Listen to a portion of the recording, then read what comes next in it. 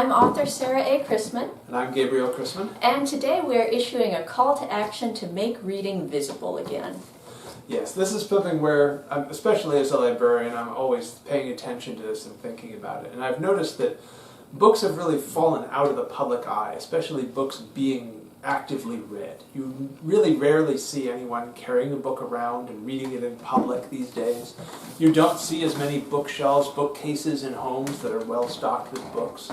You don't see people doing things and handling books in public places at all anymore, or at least very rarely. And it's really recently that that's happened. Mm-hmm. And it's weird because it used to be just taken for granted that if you were out in public somewhere, you would see people reading books. You know, if there was a bus stop, a dentist's office, any situation where people are waiting for something, they would be reading. Or even just, they're not waiting for something, they're just hanging out. A park, a coffee shop. Yep. You would just see people reading books. And all of that has now been replaced with people poking at their phones. And even if they are reading on those phones, no one else can tell that. They might just as well be scrolling through TikTok or doing something else. And so you can't tell. Right, that's the thing, is when you see someone reading a physical book, it's two things. It's an advertisement for literacy in general because you can see it's a book. Whereas a phone, it could be anything. Mm-hmm. Even a Kindle device, you really don't know what that is. Right. It's really hard to tell. Whereas when they're reading a physical book, you see it's an advertisement for reading. It's also an advertisement for that specific book. Mm-hmm. You see someone is interested enough in that book to have bought it. They're interested enough and engaged enough with that book to be carrying it around with them. It is a testimonial for the value of that book. Mm-hmm. And that encourages you and anyone else who sees them to look up that book and find out more about it. Find out if that book might be one you're interested in. It also, the whole practice, in terms of general advertisements for literacy, it really legitimized the act of reading. It legitimized literacy, to see everyone doing it all the time in public. Absolutely. And there were ad campaigns that were based around that sort of thing. There were the classic posters that just said read and then had a celebrity reading a book. Yeah. And those they made absolute sense. And it was being done at a small scale everywhere because everyone reading was yet another advertisement for the act and the practice of reading. And it was a situation where everyone got to be a celebrity advertising literacy. To a certain extent, yeah.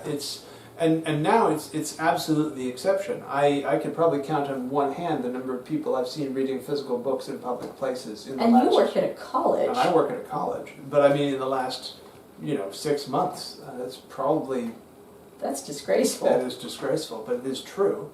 And it's something that we're constantly trying to sort of work against, this cultural loss, this cultural change that's moved over basically everyone who cares about books, who cares about learning, who cares about literacy. This is a huge problem and a huge challenge because kids growing up these days, they don't see those examples of people reading everywhere.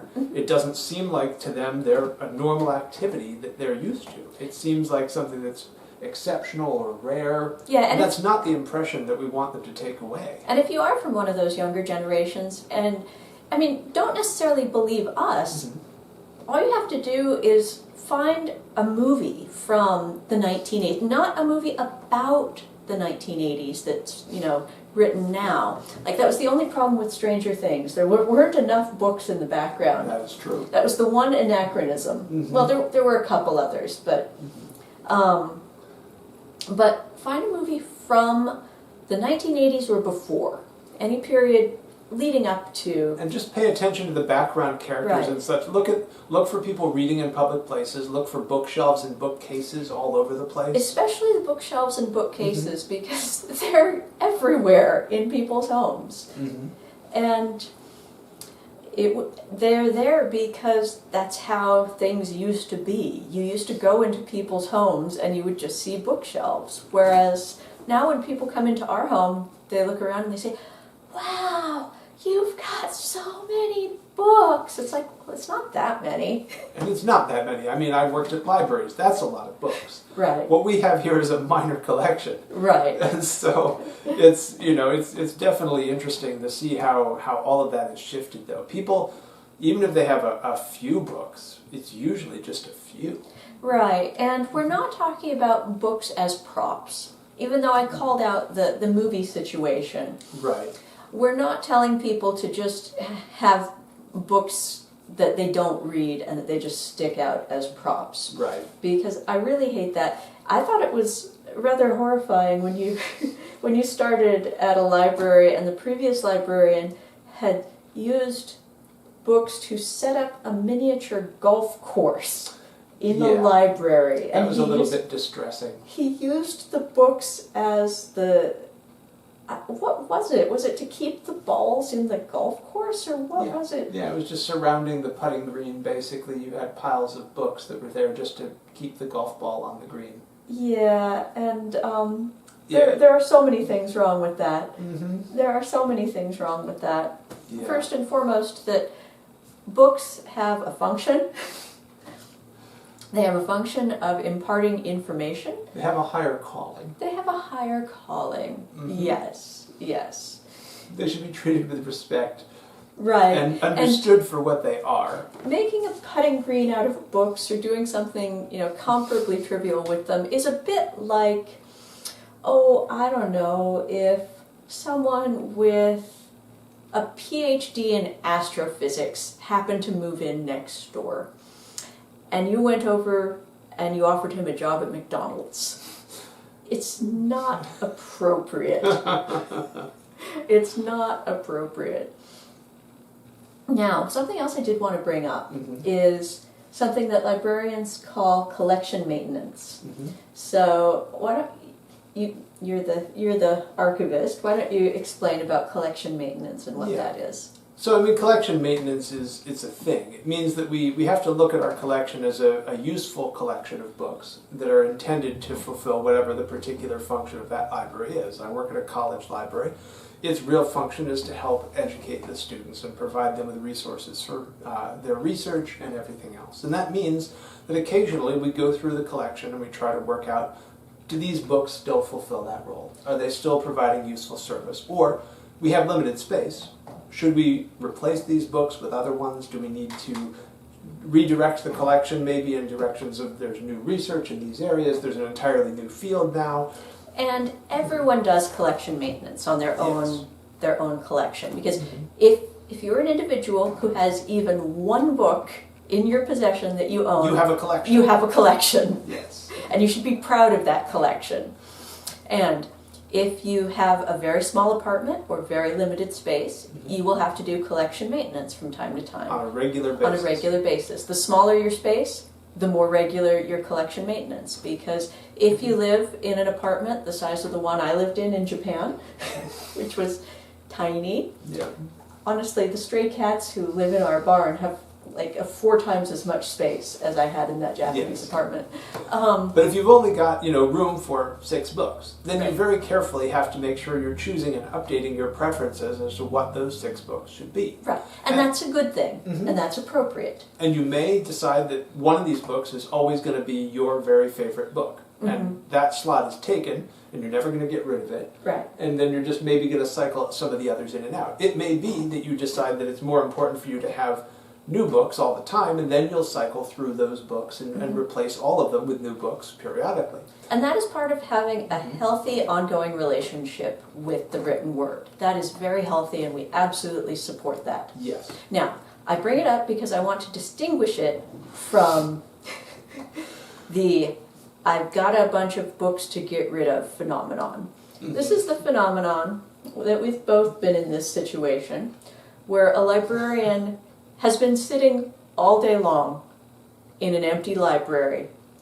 No one comes in. No one checks anything No one out. checks out a book. No one comes in to ask any questions. You never see anyone come in. No one wants the books you have. But at the end of the day, someone comes in with their trunk chock-a-block full and says, I got a bunch of old books. I need to get rid of them. You're going to love them. You're going to love them. They're all for you. It's like, well, that is a whole bunch of work for the librarian, which is usually not very helpful. Right. Almost entirely these collections of books are of limited utility, or they're duplicates. They're almost always the bestsellers that everyone has or that most libraries already have. And it is a rare situation. Now, these do come along. We do get donations that actually represent a coherent collection that actually has function and purpose. But those are rare. They are rare. They are rare. We had an alumni at my university donate an entire collection on presidential history that he'd been collecting pretty much his entire life. It was over 200 books. They almost all made sense together. Right. But it is Yeah. far more common to get someone who has just decided they don't need books in their life anymore. Right. Or And they just want inherited- to, as they would say, I cringe to even say this, even with the air quotes, I know. declutter. Oh dear, yes. Yeah, where they just don't feel they have room in their lives for intelligent knowledge, thinking, those things, intelligent thinking, reference. Now, the appropriate thing to do would be to do collection maintenance on it. Go Yes. through the books, pick the ones that still make sense to you, that you think you're going to read, that are helpful for your life moving forward. So you've got a bunch of books from a parent or someone, and you were cleaning out their house. Go through those books. Look and see which ones were important or are important to you at that point. Make an intelligent decision, an informed decision about what you want to keep and why, and then keep those books. Read them. Right. Allow them to basically continue contributing to the knowledge of mankind. Mm-hmm. And I think that is, well, that's what really should happen, at least from certainly a librarianship perspective and from a literacy perspective. Right. As opposed to just, let's dump them all. Right, which is a distressingly common situation. It is. The books are being treated with less and less respect, and they're being understood as being of less and less value in our world. Yeah, and what distresses me is just the incredible disproportion of so there are the empty libraries, empty rooms, nobody reading things, but everyone wanting to get rid of books. Right. That is a troubling situation. There is one thing that is still sort of helpful here, which is they still feel the compunction. They're not just going to want to toss them straight in the dumpster. They want them. Yeah. They still feel they have enough value that they feel that someone can still use these books. Now, if these are books that are, reeking of tobacco smoke and full of bugs, which when I was a librarian, I did encounter that situation. Yeah, then Then unfortunately, those do need to go in the dumpster. those go straight in the dumpster. But what I'm saying is a positive thing, that's lingering on here is there's still some level of understanding of the value of books, that they don't want to just pitch them out. But they need to value them themselves. Correct. They need to feel in themselves their own intrinsic value and not sort of offshore intelligence into other people. Say, well, I don't have time to be smart. But someone can read these. Yes. I don't value intelligence for myself. I don't need a brain. Someone else can have a brain. I'll just give these to someone else. It's their job to have a brain. I don't need one. Which is not a good phenomenon. No. We want everyone to be reading. We want everyone to find the value and remember the value of a lot of this material, and to simply make it a norm in public again, to have and read books, and to basically then advertise that and make that normalized for upcoming generations. And a collection of books is the best and cheapest education you will ever have. Absolutely. Yeah. And they're the best and cheapest entertainment you will ever have as well. It's also a nice way that anyone else walking into your house can look at your bookshelves and get a quick idea of exactly who you are as a person. Absolutely. What you care about, what you think about, Absolutely. That used to be a normal thing you could do, is walk into someone's house and look at their bookshelf. Right. One of the fun things when people used to be seen reading in public is that it helped you spot and identify people who shared your values, who were interested in the same things you were interested in. I mean, for example, I'm just throwing this out there, say that I am at a bus stop and I see a woman who is dressed differently than I am, which is every woman on earth these days. Mm-hmm. Who, different hairstyle, different purse. Again, that's every woman on earth. But she's reading a book about cats. I love cats. I feel a connection to her. Now, I'm not going to necessarily bug her and say, let me interrupt your reading that's making you happy. I'm just going to interrupt you and bug you. No, but it does remind me that I have things in common with these people around me. Because otherwise, how do you know anything there? And that's how you form community. It really contributes to a feeling of community and a feeling of connection with your neighbors, with the people who live and move in the same spaces where you live and move. And it's at a deeper level than what you'd get just by seeing someone's wearing a t-shirt which has a band on it that you like. Right. It's, this is a little bit more... has a product that's the same brand you've bought. Right. It's more of a deeper intellectual connection in most cases. Even the cat one. Yeah. There's more to that than just... the sort of surface appreciation. Right, and if you see someone reading a book you have read yourself, there's a really special feeling there. It's this feeling of, wow, it reminds me of when I read that book and all of the things I learned and the feelings I had from that book, and I feel happy for this person to be experiencing the same things I experienced. Mm-hmm. And again, it's part of our connections with other people that we really think it's high time for a revival of that. Absolutely. So that's the call to action. Make reading visible again. Go out. Next time you're going to be out in public for any reason for a while. Carry a book. Carry a book. Read it. Read it. Let other people see you reading it. That's right. That's right. And if it's one of my books, all the better. Thank you for watching today. We hope you enjoyed this video. If you did, please give it a nice thumbs up. And happy reading!